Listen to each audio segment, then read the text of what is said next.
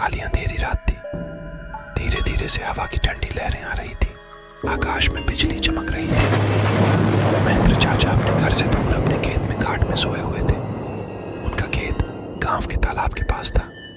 बारिश के कारण पूरा तालाब भर गया था और खेत में घास भी ज्यादा हो गई थी। उसके कारण अंधेरे में यह सबसे ज्यादा डरावना लग रहा था। उस तालाब के किनारे आम के 6-7 बड़े बड़े पेड़ थे। आम के पेड़ की डालियों की आवाज भी काफी डरावना लगता था।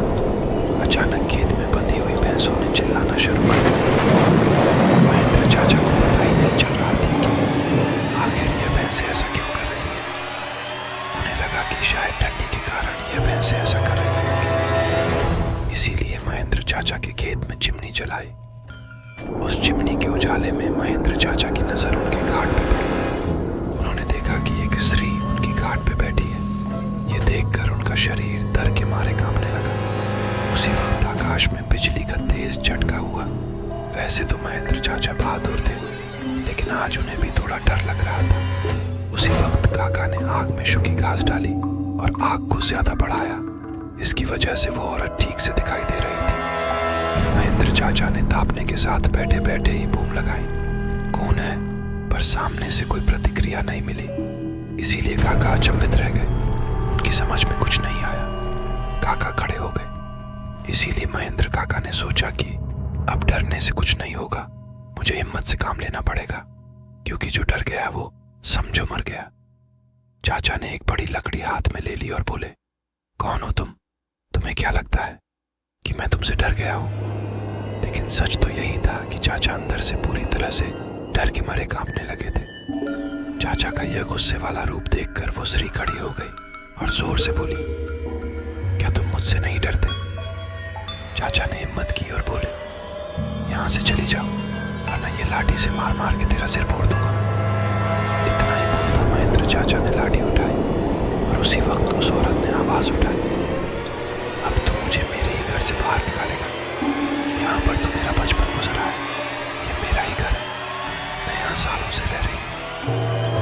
ये सुनकर चाचा का डर और गुस्सा दोनों ही शांत हो गए।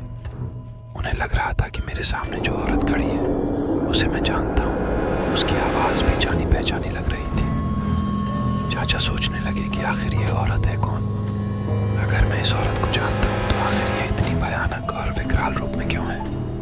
अचानक, अरे ये तो ज्योति है, मेरी बड़ी बहन। बचपन में मैं और ज्योति साथ में ही खेत में चार काटने का काम करते थे। अब महेंद्र चाचा को पूरी बात समझ में आ गई। यह ज्योति के बचपन की बात है। जब ज्योति 14 साल की थी तब इसी खेत में गांव के कुछ बच्चों के साथ खेल रही थी। दूसरे बच्चों की तरह ज्योति भी पेड़ पर चढ़कर एक डाल से दूसरे में डाल पर छलांग लगा रही थी। अचानक ज्योति जिस डाल पर बैठी थी वह डाल टूट गई और ज्योति मुंह के बल नीचे गिर गई।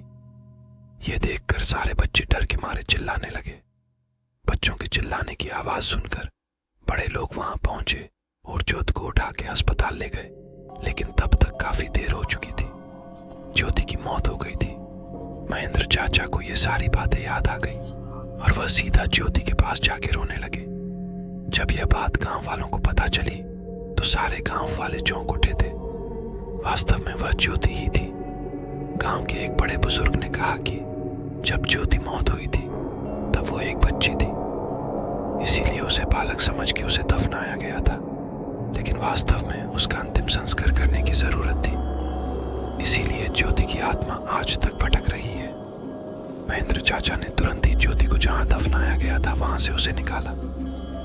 किसकी भी हिम्मत नहीं हो रही थी कि कोई उसके पास भी जा सके।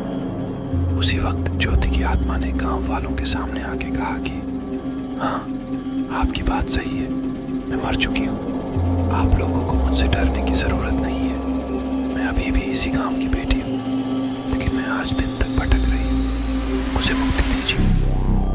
बाद में महेंद्र चाचा ने ज्योति के शव का अग्नि संस्कार किया और उसकी आत्मा को शांति दिलाई। आप लोगों को यह कहानी कैसी लगी? कृपया कमेंट करके जरूर बताएं।